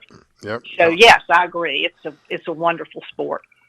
And there are people out there who are willing to teach. And this is, Becky's one. I've had Betty Bowman. Betty Bowman with Ladies Let's Go Fishing. This is another one that is willing to spend time with ladies and teach them. And the end result is, and this is probably true for you as well, Becky, the end result is when we get these ladies together, they end up building relationships with each other. They end up building friendships and strong friendships because they're all learning the same thing at the same time. So there's a common bond there. And of course, they've gone through the experience of the cancer, but they all end up building relationships with each other. Do you find that's true as well? Very much so. And we actually, in addition to the yearly retreats, there's actually an alumni retreat that is held in North Carolina that people can go to. And a lot of people go every year. Different groups do different ways of keeping in touch with one another. A lot of the groups form their own private Facebook pages so they can keep up with what's going on in each other's lives. And I've seen posts about them getting together to go fishing. Which is really exciting when you expose these women to a very limited amount of instruction, given the time that we have. The half-day fishing is transformative for some of them. And to know that they carried forth with this and into their future is really exciting for us to see. Is that typically when you, I guess is it fair to call it a course or a program? When you do whatever it is that you do, is it typically a half a day, a 1 day, a 2 day thing? No, this retreat is 2.5 days, and it is absolutely free to participants. All of us, we only have nationally, there are only like 10 people on any type of payroll. We have over 18,000 volunteers throughout the United States that volunteer for these retreats. Wow. We have 10 on staff. Unpaid volunteers in the Florida program. They show up on Friday. You have fun, mixers, and just get to know each other, explain what the program is. We have social people there as well as medical people on board and they have clinics that they do. During the day on Saturday or Sunday, whichever retreat we're doing, the days flip around. But on the first full day of the retreat, we have we teach them fly casting, very basic, fly tying. If they want to tie flies, we teach them how to tie a fly, and they often love to tie a fly and be able to fish with it on Sunday, something that they tied themselves. And we do that during the day, and then we have a medical meeting where the medical staff talks to them, and then they have a psychosocial meeting at night, which can go on for hours, talking about the various problems that people face, not only themselves, but with their families and support groups and all. And then Sunday is the day that we have guides that volunteer their time that take them fishing. And in Florida, Mark Benson and the Ritz-Carlton in Orlando provide their time and the ponds on the Ritz, which are very well maintained, for the ladies to go and fish. Wow. So it's a weekend. And now I think you're in the Keys, right? I am in the Keys, yes. I'm in Islamorada. When they do this, where is it out of? Is it out of South Florida? Is it? No, actually, excuse me. Actually, it's held in Orlando. And let's see, it's the last couple of, we've moved around a little bit, always looking for the perfect venue, and I don't know what that's going to be, but the last 2 years we've been at the Courtyard at the Marriott in Orlando South, and then we by vehicle travel over to the Ritz-Carlton on Sunday morning to actually let them fish. And the Ritz-Carlton prepares a beautiful lunch for everybody after we finish fishing. And then they leave about 2 o'clock on Sunday. And the volunteers travel from all over. I'm on the Georgia staff as well, and a couple of the ladies on the Georgia staff travel down. They'll fly down to Orlando to be on staff in Florida. So, and I still go back to Georgia twice a year to do retreats there. It kind of gets in your blood. It's hard to not be a part of. I've said many times, the fishing community we have here in South Florida is just absolutely amazing. They will reach out to people. They do give back to the community time and time and time again. It is heartwarming to hear some of the stories that come forth, and particularly what you just described, where you're reaching out to other people. They've been through a life-changing event, and a way to give them hope, a way to give them happiness, a way to show them something that they can do. I've said earlier, you could spend thousands of dollars if you want to going fishing, or you can spend just a couple of bucks. But the bottom line is, if you go out there and you do it, you'll find, again, for me and the majority of the people I speak with, you will find that it is very relaxing, de-stressing. I think one of the greatest things we need today as people in this country is de-stressing. There is so much stress, particularly over this virus. People are just so stressed out, and you get away from all of that. You're out and you're enjoying God's gift to us. And we have a beautiful ocean, 3 sides of this state. It's pretty hard to go somewhere in this state and not hit water. If you're somebody who doesn't like water, you're in the wrong place. I've said many times, the state is like a sponge, literally. If it's not the Gulf, if it's not the Atlantic, we have tens of thousands of lakes and canals, and maybe even hundreds of thousands. I don't know. They're everywhere, and so there's all kinds of places that you can go and just kind of get away from everything, get your mind off of it. Enjoy the gift that God has given us, whether it's an intercoastal fishing, or fishing off of a bridge, fishing off of a boat, maybe fishing in a canal. It's that time that you get to just kind of be with yourself and wipe the slate clean of the stress. I think for us the greatest thing right now, because of what we're going through as a society, is to be able to de-stress. And in my life's experience, my gosh, it's like it was made for me. Fishing is the way to do it. You feel the same way, Becky? Well, I lost a little bit of you there for some reason, and I'm not sure why, but I think I understood what you're saying in that I do what I call losing time when I'm fishing. There you go. That's a good way to put it. Get on the water, and it can be 8 o'clock, it can be 10 o'clock, and the first time I look at my watch, it might be 3 or 4 in the afternoon. I haven't thought about lunch, eating, anything. It's just I hone in onto the fishing, and it just takes over. And it's the way to totally forget about everything else that's going on in your life, especially the bad things. If they're with these women, that's what we think is the most. What I find out about these retreats is women come in very nervous on the first day because they're coming into an unknown environment. Mm-hmm. They don't know anybody else there because they pick people so that you don't have a group of friends coming in. Everybody's from different places. They come in nervous, and as the weekend progresses, you see this bond being formed. And by Sunday, after they've been fishing and laughing and on the water, they have smiles on their faces, and they're totally transformed by the event. Fishing has a lot to do with that. The friendships and the bonds they make with other people that are going through the same thing they are reinforces their belief that everything could possibly be okay. Mm-hmm. I think it's awesome, and I'm ever so grateful for people like you that do what you're doing, that step out. And again, my mom had it many, many years ago, had to have a mastectomy, and it was only the family that she could get support from. There's something about an individual speaking to another individual who have both shared a similar experience. In some cases, they're able to disclose things to those individuals more than they would be able to disclose it to a family member, because they share this bond of, well, you know, I went through cancer and you went through cancer and this is what happened to me and similar thing happened to you. They open up to, again, this is my personal experience that I've had. I think you're correct. I see that in the retreats. You can see people gathering up and having those little private conversations as the weekend, goes along. At meal times, you get the little, groups that, Mm-hmm. and that's what they're talking about. They're not having general conversation. They're talking about what they're going through. Yeah, yeah. And it's a way for them to help. I was going to say, I have 5 personal friends of mine who are doctors, and they all agree on one thing. They agree that all disease, no matter what it is, all disease comes from one source, and that source is stress.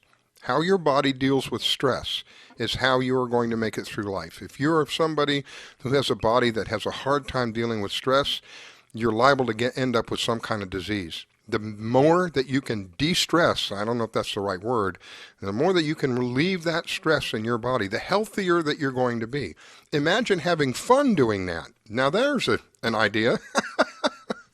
Well, that's what we hope for. I mean, you can only hope for, perfect weather, which we don't always have, of course. But we try to make sure that, we've got 10 staff and 14 participants, so it's pretty much a one-on-one. If somebody needs something, they've got somebody there to support them. But yes, you want this process to be fun and to get away from the stresses of everyday life. That's one of the big purposes of the retreat, is to provide an opportunity for peer support and de-stressing. You're right. It makes a tremendous difference. And that's what I'm talking about. The change I see from Friday on arrival till the point in time they leave on Sunday it's hard to explain in words what changes they go through in that short period of time. Well, I have my co-host, Carolyn. She's up in New York, but I asked her to call in and kind of give us an update, and I'm pretty sure she's on the line with us right now. Carolyn, welcome. Good morning, everybody. I'm calling from Port Jeff, New York, which is 49 degrees this morning. Enjoying the show. But we're going to get some breakfast. We're trying to get out and do striper fishing, but this leftover hurricane came up here, and all the charters and fishing boats have been canceled the last 2 days. Oh, my. Well, I wanted to give you an opportunity to say hi to Becky, and I think, if I'm not mistaken, Carolyn, was it you that told me about Dawn and Castings for Recovery? Was that you? Yeah, absolutely. And, I'm really excited because I was selected to do the retreat this year. Unfortunately, it was postponed, so I am on the list for the next time it comes around. So I'm really excited about that. And what I love about that program is, as she was saying earlier, is it's a real small group of women. We're all breast cancer survivors, and we're all going to learn a new kind of fishing skill. I've never fly fished, and I really can't wait to do that and then pay that forward, to other women. So it's a great program, and I cannot wait to have my my shot at learning how to tie flies. How cool is that? Yeah, people really enjoy it. They go back during their free time to tie another fly. And then they love fishing with them on the next day. So I'll get to meet you in the spring. Yeah, absolutely. And then what I'll do is I'll take that fly fishing knowledge and put it out into the salt water, fishing for maybe some small dolphin riscala, try maybe a few snook at nighttime. But the only time I've ever tried to cast a fly rod in my backyard, I put it in the trees and lost all that line that we had to cut down. So I wasn't very good at it. So I'm looking forward to it. You haven't fly fished until you sacrificed a few flies to the trees. It's part of the game. We've all been there, done that. We had more times than I'd like to admit. It's been quite a while ago, but we had it. I think you were on the air with me at that time, Carolyn. We had a guy that was fly fishing for sailfish, I think it was. Was that you that was co-hosting with me back then? Yeah, and I don't know if that was Skipper Gentry on Carolina Gentlemen, but they're going out for blue marlin and sailfish, and that's a real big thing even just in South Florida, and it's on some islands. So, that's a real exciting thing. And, boy, I wish I could share my view right now with our listeners. I'm sitting at a place called the Danforth, which is an 1815 hotel, and right on the waterline. And I'll tell you, it's really gorgeous up here. Well, take a picture and put it on our Facebook page. Oh, absolutely. And I do miss everybody. I'm flying back in tomorrow. I've got to fish the ladies chasing tails this weekend coming up. But this is I'm glad I got to call in. I'm sorry I missed the entire show with you, but I know you had some great folks on. Well, I know you were with family, and that's the most important thing. And that's why I said, do it, girl. You're going to have an opportunity to be with family. Do it. Spend as much time as you can. Let me get back to Becky for a minute. Becky, anything else you want to share with us? You're welcome to take a couple of minutes. If people want to find out more about Castings for Recovery or want to reach you or any of that, go ahead and feel free to give that information out. Okay. castingforrecovery.org. And if you / and put Florida, it will send you to a page in Florida that has Dawn Cummings information on it. She is the retreat leader. So that would be the best way to make an inquiry or to find out where the application process is. I'm not sure how we're going to handle it next year since we had to cancel this year. If the number of participants that were accepted for this year get first whack next year. So I don't know how many open spots there will be. But if you need information, that's in Florida or any state. You just do a / and put in the state name. Or you can go to national and they can just castingforrecovery.org and they can get you any information you need. Excellent. Greatly appreciate it, Becky. Thank you so very much, not only for calling in this morning and sharing with us, but for what you do. It is inspiring, and I believe it gives other people a hope in what would be an otherwise hopeless situation. So thank you for that. Greatly appreciate it. God bless you, my friend. Well, in these instances, you always get more out of it than you put into it. It's remarkable what I personally feel like I get back from. I'm inspired by the women that we serve. Let's put it that way. And thank you for having us. I do have to mention there's some great YouTube videos. If you look up Casting for Recovery, there's some great ones that you can just shows the women arriving to the retreat and learning how to tie flies and how the camaraderie is toward the end. So to the listeners, look them up on the Facebook. YouTube channel. There's some great videos. All right, Miss Becky. I'll have to check that out. I didn't know they were on YouTube. There you go. Well, thank you, Miss Becky. I greatly appreciate it. And again, I wish you an awesome day. God bless you, my friend. And we're going to have somebody from you, from the cause, come back on, give us an update, probably in the next several months or so. Good. Thank you for having me. I appreciate the opportunity to promote this cause. God bless you. Go ahead, Carolyn. Becky, I'll talk to you real soon, and have a great day. Tight lines out there. Same to you. Hope you get some fishing in. Well, I have to tell you, we've got fishing rods in the back of our pickup truck. So after we have breakfast, we're going to go find some surf and see if we can do some of that surf casting with Gala we've been talking about. Hot dog. All right. Good luck. Wish you an awesome day, Miss Becky. Thanks again.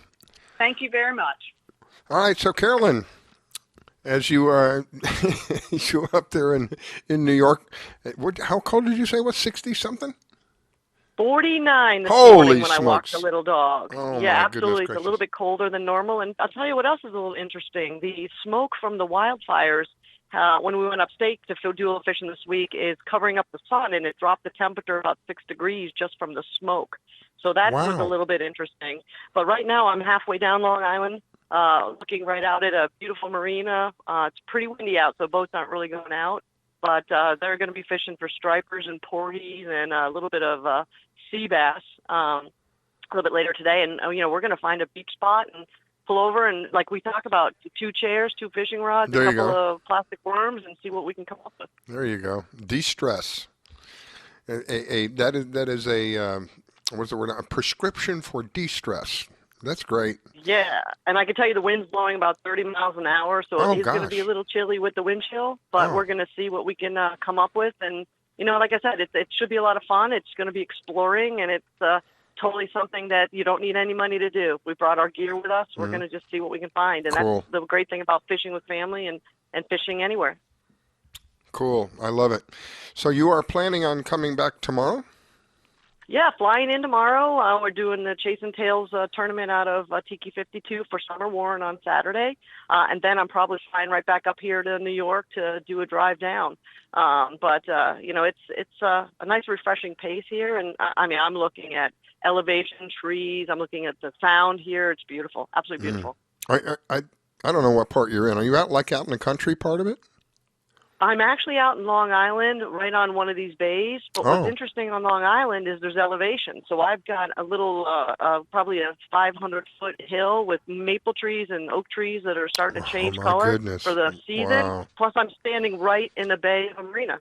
It's pretty Holy amazing. I didn't realize it was like this. So I'll have to post some pictures for our listeners. please. Yeah, please get some pictures. 'Cause now I'm envying you. I don't envy the coolness of the temperature, but I sure envy what you're describing with regard to the view. Oh my gosh, I bet that's It's just amazing. awesome. And this little town is called Port Jefferson. It's totally dog friendly. I'm looking at 4 or 5 dogs now just walking around. Oh, There's a cool. couple 120-foot yachts at the end of this one marina dock. Mhm. A lot of little fishing boats, a lot of sailboats on moorings. And, it's I'll definitely share some pictures. It's beautiful up here. So anyone that can get a chance to come fish up here with any of these local head boats, it's only about $60 for a 4-hour trip. So it's really Sweet. affordable. Well, I was pretty ignorant when it came to New York. I've been to New York a couple of times, but I was young. I think the oldest I was probably 17, just before I went into the Air Force. And it was with my parents, and we drove through the heart of New York, the New York City. We went through the city. So I always thought when somebody mentioned New York, I always thought of these big buildings and, just a big, horrible traffic that we went through and all that. And when I moved to this house, my neighbor is here only 6 months of the year. The other 6 months he's up in New York. I didn't realize that there's a whole it's like country out there. There's a whole they grow food. I'm thinking this place is so far up north they can't even grow anything. Oh no, I was totally wrong. They have farmland. They have all kinds of stuff up there, and it's literally like being out west in the country, except that it gets pretty cold. And I was pretty shocked about that because I always thought of when somebody mentions New York, I always thought of big buildings, crowded streets, people all over the place, but not necessarily. That's why I was asking what part you were in. Well, let me tell you, we just came here for a quick overnight trip. So we're staying in a suburb in the Bronx, which is only about 45-minute drive to apple orchards. So we went apple picking last week. We had a whole bunch of apple pies. I'll post up some of those homemade apple pies. Ooh. But we went to another place called Bear Mountain State Park. There's elevation and one of the deepest reservoirs that feeds the water table here. Not only that, we went to a couple Revolutionary War sites, war digs, where we could see cannons from 1777 battles coming up the Hudson River. So there's so much history, Rascal, up here that we never even not going anywhere near the city, but we've been doing the outer country stuff. And in 1 hour drive, we're here at Long Island for an overnighter. I didn't realize that they had all that up there. Wow, that's amazing. It's amazing. Yeah, we picked apples and peaches and red cherries, everything. Oh my gosh. Oh, my mouth is watering. Peaches. I haven't had peaches in a while. Gee, many. The last time I had peaches, my brother was living in Georgia. Gosh, that's probably 3 decades ago, 2 or 3 decades ago. And there were peaches everywhere in that place. My gosh, it was amazing. And you pull them right off the tree, take a bite out of them, and it's just as juicy as you can imagine. Oh, Lord. Gosh. Well, I'll tell you what, I picked 30 pounds of them. I'm bringing some back down on the drive. I'll give you some. I'll send some up, some by Uber for you. So you can have those. But yeah, absolutely. It's a nice little break from the heat. Can't wait to get back on down. And I'm glad I was able to call in and at least say hi to our listeners. I'm glad you're able to tell us a little bit about what's going on up there. I'm glad that your trip went safely. So you have done some fishing now, right? You've already done some fishing. Yeah? Yeah, a little bit of porgy, which is a small little, 4 or 5 inch fish. Really just, toss them back. People up here, they'll catch them, take them home, flay them, and eat them. But, it's fun. I mean, you're fishing in water that's 17 to 30 feet maximum. So, wow. It's a lot of fun, but it's real windy and it's real choppy, so no one was going to be renting or doing any chartering the last couple of days. Not even, we were going to go to Montauk, the very end of Long Island, and it's 14-foot seas out there right now. So, oh, my goodness. Yeah, we're hoping to do a little bit more fishing, but this the other stuff is good. The apple picking. We just went to a little tackle store here, walking around, but it's pretty amazing because you feel like you just walked into a whaling village here. Wow, you mentioned the tackle store. We had Trey on. He was giving us an update with Big Dog Tackle. We had him on earlier today, and he was giving us an update as well. So do you find that the tackle up there, is it the same as down here, or is it different? Totally different. All of the jigs and the rigs and the hooks are much smaller, catching much smaller fish. You're doing a lot of bottom dropping, so you're letting the weight hit the bottom, drag it along the sand a little bit, and then hope for like a flatfish to come out of the sand and grab your worms. You're fishing with these long things called blood worms or pincher worms, where they have these little pincher fingers that come out of the end, kind of like an alien. Mm-hmm. But everything's very, very small. Alien. What are you using for bait? Alien. You know what? Those worms are kind of creepy, but there's a lot of small little rubber worms, and but much different tackle in the stores up here that we're used to. Wow. All right, my friend. God bless you. I wish you safe travels. I know you said you're going to be traveling tomorrow, so safe travels back home. And we'll talk to you when you get down here. And thank you. Thank you for taking time to call in and giving me an update and making me envious of you, other than the temperature. Everything else, I'd like to be there with you. Well, I appreciate it, and my best to the listeners. I'll post up some pictures of what a little whaling village looks like up here, and we'll talk to you soon. God bless. Talk to you soon. Tight lines. Thank you. All right, my friends, that's going to finish up another show for us. Wow, it goes quick. It always goes quick when you're having a good time, doesn't it? And we'll be back in a week. Thank you for taking time to tune in. And you can find the archives on our Facebook page. Go to Facebook, and you'll see us there. Wish you an awesome week, my friends.